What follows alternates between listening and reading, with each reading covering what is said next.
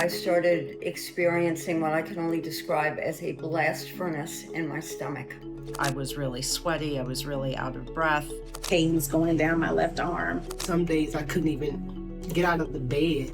And I kept telling people I didn't feel good, and nobody was listening. I was misdiagnosed for 48 years.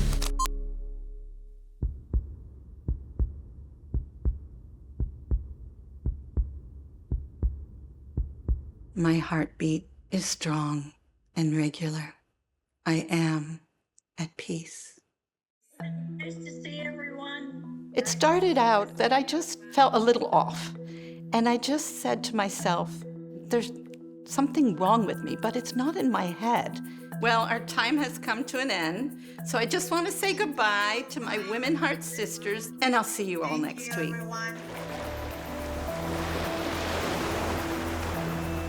My heart would sometimes race, and sometimes I'd get a little dizzy, or I have a little chest pain. I'd get really tired. I knew I had high cholesterol, but I had always been healthy. When I would go to the doctors and describe how I was feeling, they would just tell me, it's anxiety, it's stress, you live a stressful life. I told them that my father died from a heart attack when he was 52, and my brother the same thing at 48. I would come home from work so exhausted, and I have no choice but to retire. I really pushed my primary care physician to give me a referral to a cardiologist. I wore a heart monitor for 3 days. They saw nothing. He said, something is off. And he said, there's one more test that I could run, and then I'm sure that you're fine, but I need to run an angiogram. And I'm very grateful he did. Historically, heart disease has been researched mostly in men, and so it was considered for a long time a man's disease.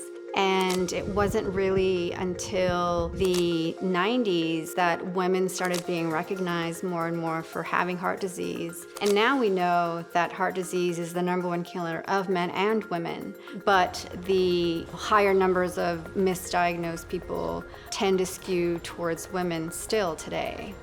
And yet many women don't know risks that they have for heart disease. When I went in for the angiogram, I thought it was going to be nothing, that they wouldn't find anything. Lying there and hearing the surgeon just gasp, and he said, oh no, 98% blockage. I almost had a heart attack. And he said, Denise, I just want you to understand, you are my miracle, because if you hadn't insisted, who knows, you were a ticking time bomb. WomenHeart is an organization that was started by 3 women who had really awful times of getting diagnosed with their heart disease. We support, educate, and advocate for women living with and at risk of heart disease, regardless of their backgrounds. Oh, there you go.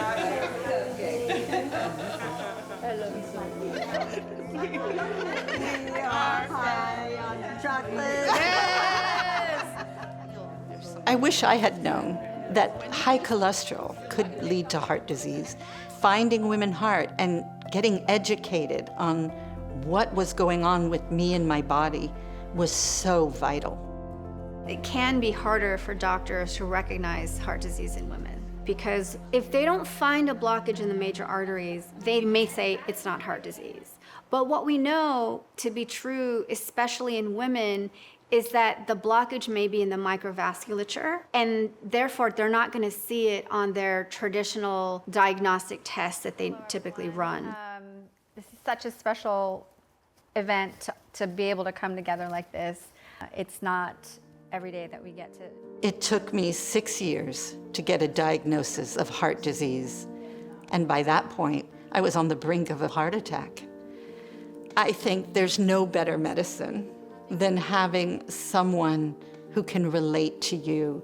For me, something that I struggled with is being young, and my motto for that is that a diagnosis doesn't have to be a death sentence. Yeah. There's a sisterhood with WomenHeart that makes me grateful for my heart attack in 2006, because I can't imagine my life without all of my heart sisters. I really can't. Sometimes women delay seeking care because they're just not sure that these symptoms are serious. Well, I'm here to say, women, we have to think about ourselves, because the way that you can be there for other people is to be there for yourself so that you can be here for the long run. It could have gone the other way. And I have to say, it's because I pushed, and I'm grateful that I found a doctor who listened. I feel really good about the future. I feel that there's so much left for me to do.